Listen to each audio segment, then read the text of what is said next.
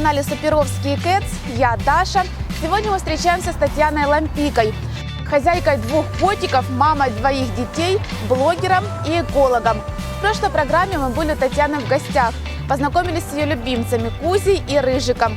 Оказалось, у Тани есть очень много вопросов. Зоопсихолог Зоя Селюта пригласила Таню с котиками на осмотр, и сегодня Таня получит ответы на все свои вопросы.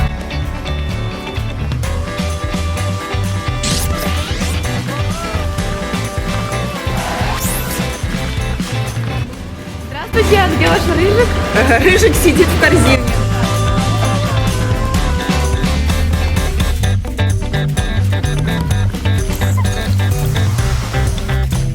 Здравствуйте. Начнем с Кузи. Вот меня больше беспокоит вот это. Я как бы мазала. То значит не лишай. Когда это появилось? Тут была рана?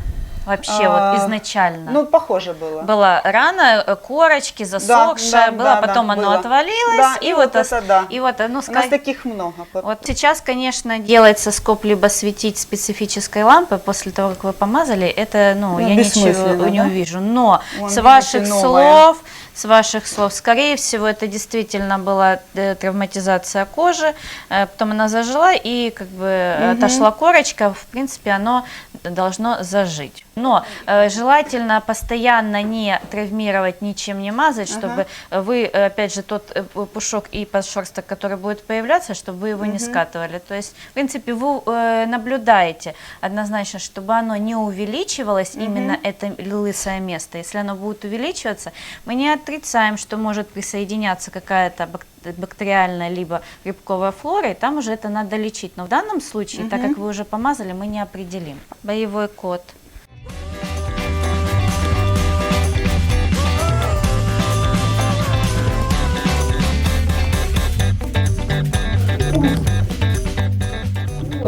Я смотрю, они в принципе нормально. Да, они нормально. Я думала, что будет какой-то конфликт, шипение, но нет, они в данном с самого случае начала. они молодцы, у них в принципе, они не дерутся даже там. Бывает. И первый раз, когда вот их привезли, его привезли, то в принципе мы пшикали средством с валерьянкой. Вот. Я рекомендую, можно применять любые средства, но, конечно же, это должны быть коммерческие, то есть которые сделаны производственно, и можно применять и в виде антидепрессантов, и для того, чтобы их приучать.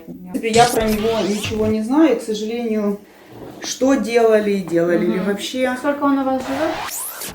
Месяц точно, 2. Да, я не очень понимаю, он стерилизованный или кастрированный, потому что он такой, что подписывает по углам. Семенников у него нету.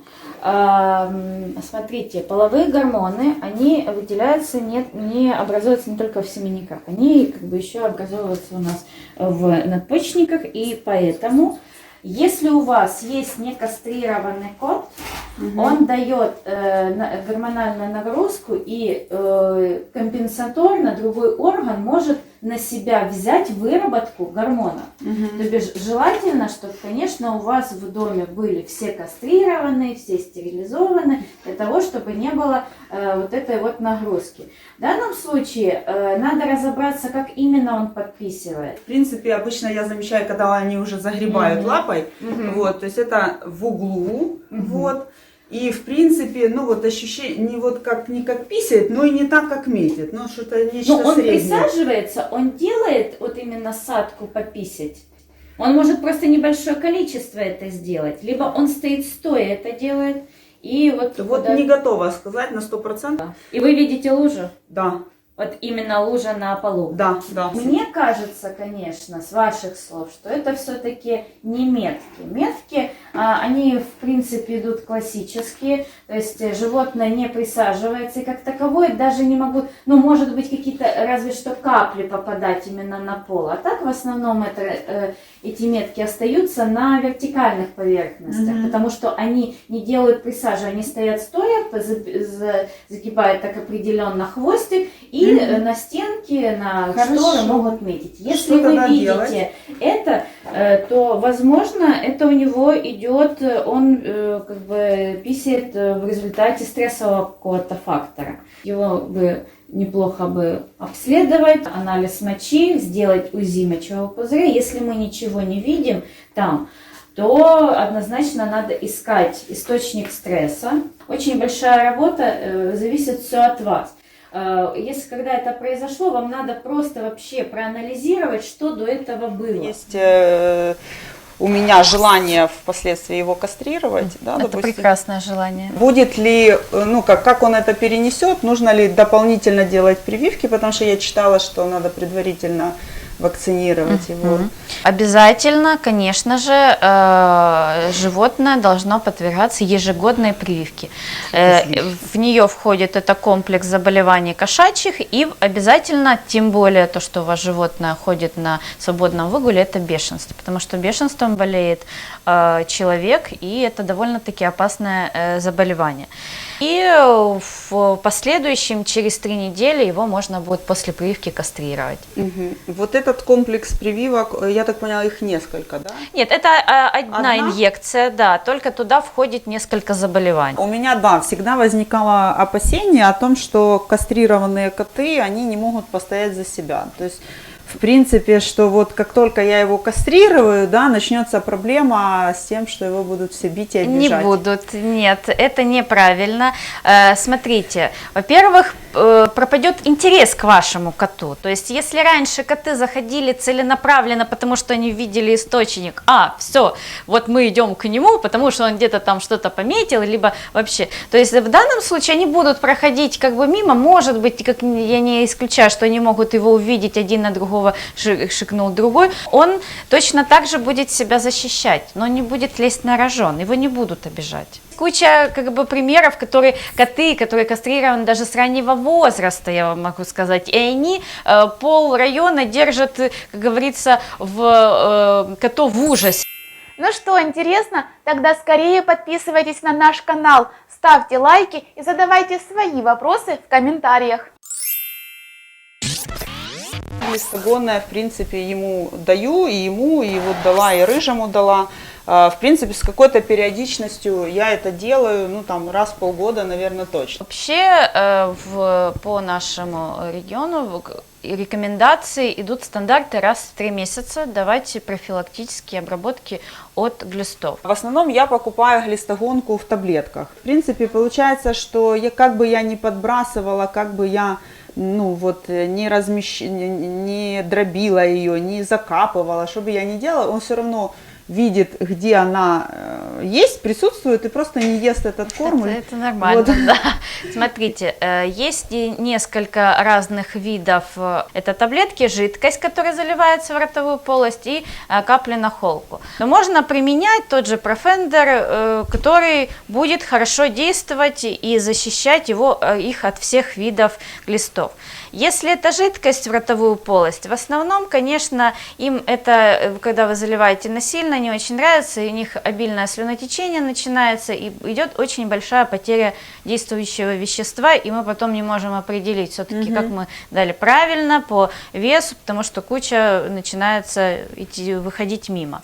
Таблетка, в принципе, это самое сейчас удобное средство. Сейчас есть таблетки, которые очень маленькие. Кладется на корень языка, она маленькая, и обязательно надо просто закрыть ротовую полость, приподнять голову, и вот прям такими немного нажимающими движениями, стой, вот так вот, и вот, чтобы у него получился глотательный рефлекс, и все, и он... Смотря какие вы там препараты применяете, но в основном это капли на холку 1 раз в месяц, либо в 2 месяца, потому что они защищают от клещей месяц, от блох на 2 месяца. И можно, да, дополнительно ошейник, вот, но он, как по мне, вроде бы ну, я бы его, может, чуть-чуть подтянула. И вот этот вот лишнее надо все-таки Надо обрезать. срезать, да? Да, он должен хорошо тереться. Когда он трется об кожу, об шерсть, он выдает свое действующее вещество. И поэтому, когда он сильно просторно, он не действует. Если вот мы обнаружили клеща, можем ли мы сразу достать и, допустим, там обработать, ну, вот эти вот моменты самостоятельно, допустим, чтобы не мчаться в клинику? Да, вы можете это сделать, но это просто надо сделать правильно. Есть специальные приспособления, которые дают нам правильное вытаскивание клеща. Они продаются в зоомагазинах, недорогие, пластиковые, они идут в виде таких крючков. Вы под самую головку залазите клеща, и вы выкручиваете его либо по часовой стрелке, либо против часовой стрелки. И все, и он как бы по спирали выходит вместе с головой, вместе со всеми, чтобы там никаких не оставалось. Потому что если вы потянете за брюшко, вы оторвете голову, и останется там часть, они могут потом выгнивать. Я понимаю, что если один кот гуляет, а второй не гуляет, то тогда абсолютно нет разницы в перечне тех процедур, которые делаются. Да, потому что у вас контакт может идет, конечно. И я вам могу даже так сказать, те, которые живут даже в квартире, и у них нету источника с другими котами, они не общаются, но они общаются с внешней средой, по большому счету, через хозяев, через их обувь. И они могут заразиться некоторыми заболеваниями, и в том числе заражаются глистами через обувь. Поэтому в данном случае в вашем надо все одновременно делать. В принципе. Понятно, спасибо.